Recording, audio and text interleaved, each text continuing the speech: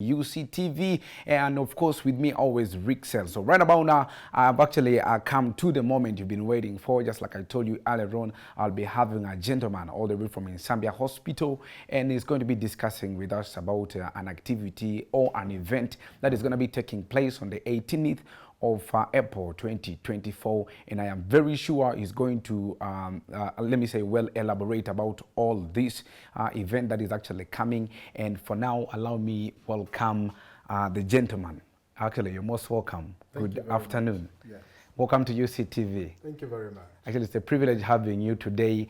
Yesterday, when we had a conversation offset about this activity, I felt it was very, very important for you to come and address, especially to the person watching UCTV right now. Yes. But without wasting any time, I would love you to first introduce yourself. Okay, I'm Dr. Andrew Ssekitooleko, the Chief Executive Officer of St. Francis Hospital Nsambya, commonly known as Nsambya Hospital. Definitely. I was even going to ask, like, some people, by the way, when you're grabbing maybe a surfboarder or an Uber, you mean, like, take me to St. Francis. Yes. Which side is that? But when you say take me to Nsambya Hospital, correct, the person pictures it already briefly. Okay, so Dr. Andrew, today talking about what has brought us here. Let me first allow you to break down about actually the grand opening, let me call it like that, of this new ward, and also the activity itself, the whole event. Okay, thanks. Maybe details. So the event is an annual health assembly. An annual health assembly is an event that happens once a year. And the hospital, Nsambya Hospital, is owned by the Catholic Church, the Catholic Archdiocese of Kampala. Okay. But it serves the people. And every once a year, we get an opportunity for the public to give us feedback, how they feel or they find the services, what works for them, what is difficult. The hospital is also growing. As it grows, it becomes difficult for people to access services. Sometimes they say, oh, look, I go to that, I'd rather go to a small clinic somewhere. That is true, that is true. It's easier for me. So we try and make the hospital easy for the public to access. So we receive feedback. So the board will be there, management will be there, but also the trustees, that's the Archbishop himself and his advisors or the other trustees will be there to listen to the public. What are people saying about our hospital? Okay. The second part is that the hospital will then be giving back to the public. On that very day? On that very day. So we do offer free services. People have been coming. It's a paying hospital. And you spend money in the hospital. But today we're saying we'll offer free services which are within reasonable means for us. Remember, we have to make the income to run the hospital. Okay. That day we've put aside lab tests, we've put medication, we've put some tests, you know, ultrasound and so on, and doctors, a list of doctors. Nsambya is a super specialized hospital, quite in the country. That is true. And a number of people don't know the services. A number of people actually will leave Uganda and go to another country and leave Nsambya here. So and I would love to maybe ask if you could tell somebody who might be green about this, some of those services. I know there are quite very many, but maybe some of those common and major ones. So the thing is that we take care of adults, male and female, and we call that internal medicine. But in internal medicine, we take care of the heart, the kidney, the brain. So we call that nephrology, that's care for the kidney. We even do dialysis. If your kidney is spoiled, there's a machine that can replace the kidney. That's dialysis, and that's quite advanced. We'll take care of the brain, that's a neurologist, if there's a stroke and things like that. The heart, cardiologist. Okay, so we'll keep going through the different specialties. That's the adult medicine. So we then have joint diseases, we call that rheumatology. And then myself, I do practice something called geriatrics, which is for the elderly or older adults. Older adults fall sick uniquely. They have many diseases in one. So those are all specialties. And we have those for children. We have those for the little tiny babies. We call that neonatology. And neonatology is a discipline that takes care of babies below 1 kilo. You know, in that range, they're very little babies. Okay, then we have sickle cell, chest clinic. These are children. Diabetes clinic. These are specialties for children. For children, And even kidney specialists for children, heart specialists for children, brain specialists for children. So you see, that's super specialized, not just children, but all those smaller diseases. Then we go to women. So we do women health. We can diagnose babies inside the womb and tell you your baby has a heart disease or a kidney disease before the baby is even born. Before the baby is born, and we can actually make interventions for that. Wow! So that is, you know, fetal medicine. We have medicine for what we call fertility, so helping mothers who are having challenges in conceiving. Okay. And then that's in obstetrics. We also do cancer care in women. So that's women. And then we do surgery, which is quite huge. Surgery, we have neuro, that is for the brain. We have that for the kidney, which we call urology, or that whole waterworks for men. Okay. Urology. Then we have heart or chest surgery, that's cardiothoracic. And a number of surgical disciplines, what we call gastroenterology. Any of these organs can be operated. Ophthalmology, ENT. These are surgical disciplines. So you see that we have multiple disciplines. Those are supported by diagnostic power, from a simple ultrasound to an MRI. That's sort of the highest level of diagnosis. With a lab, we have a lab that is accredited. SANAS accredited means internationally accredited. And then an intensive care and emergency. So that's a setup that we have. That setup is it's meant to take care of a patient holistically. And the idea is then to reduce the number of people who leave the country, yet services are available. Yeah, like I'm running to Nairobi, I'm running to India. So also on what we're calling the Health Assembly or Open Day, people are able to come and see what services are offered so that you don't miss out on that opportunity. And take your patient elsewhere. So who is actually invited? Who deserves to be part of this very event that is going to take place on the 18th? So first of all, the Ministry of Health assigns us what we call a health sub-district, and that's Makindye Division. We are supposed to take care of the public in Makindye Division. That's our primary focus. So the ministry says, these are your people. Your primary people. So Makindye Division.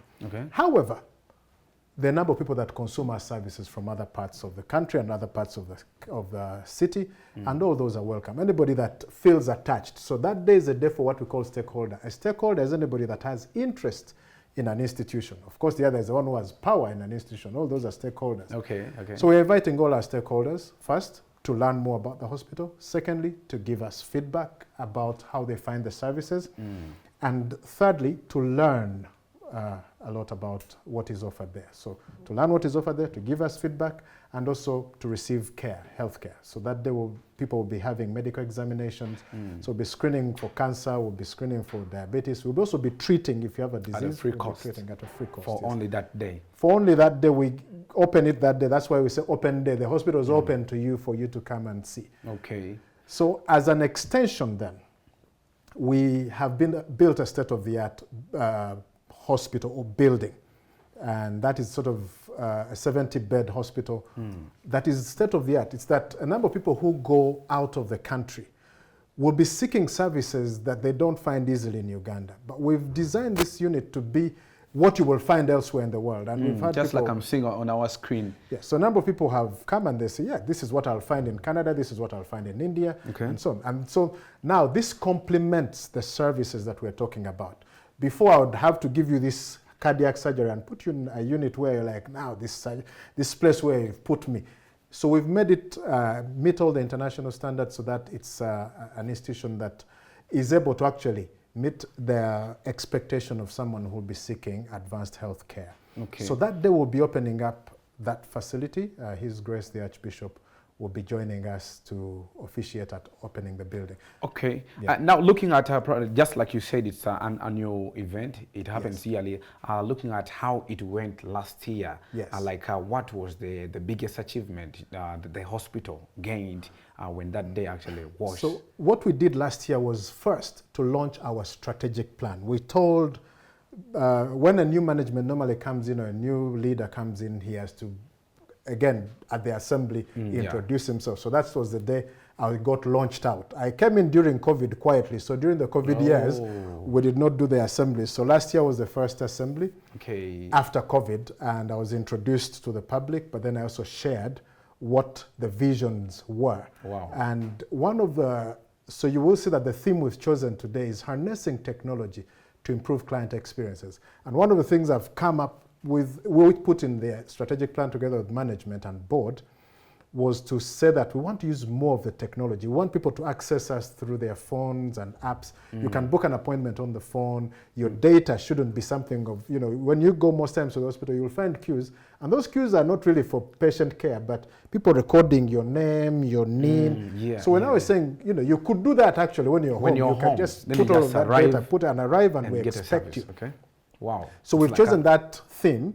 And so from last year, we launched the digitalization of the hospital. And today we are pleased to say that a big chunk of the hospital has gone digital. And, you know, you will come in, things are happening. By the way, have there been like many people now who use the digital format of booking services? Not as yet, because again, this is the day we would want people to know how to consume that. People need to be sensitized. Okay. A lot of payments, wherever you go, are cashless. So we want to introduce cashless payment. A number of people, you're queuing up to give cash to somebody, but we're saying, look, in the queue, you can make a payment, just like you will pay for a flight or anything like that. That's what very we're advanced. Launching here. So probably in case somebody wants to make inquiries and how they can reach there that day, there are specific social media handles or as well contacts that they can actually ring on? So, well, those are displayed on the screen right now. Okay. So our social media handles are there. The numbers to contact have also been displayed for people. So in case you're there, you can reach on www.nsambyahospital.or.ug, and you can also ring on, that is 0414-267-012 or 0414-267-013, or as well you can ring on Airtel, that is 0703-374-192, or as well on MTN